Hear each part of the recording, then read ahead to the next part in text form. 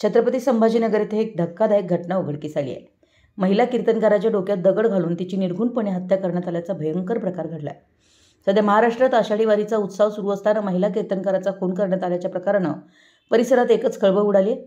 या प्रकरणी पोलिसांनी अज्ञात व्यक्तीविरोधात गुन्हा दाखल केला असून पुढील तपास सुरू आहे।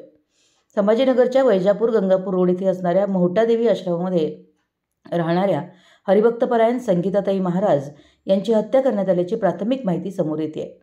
आश्रमातच संगीताताई महाराज यांच्या डोक्यात दगड घालून त्यांची हत्या करण्यात आली।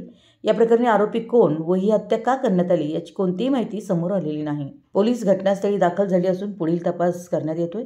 पंढरपूर प्रतिनिधी मराठी एस न्यूज।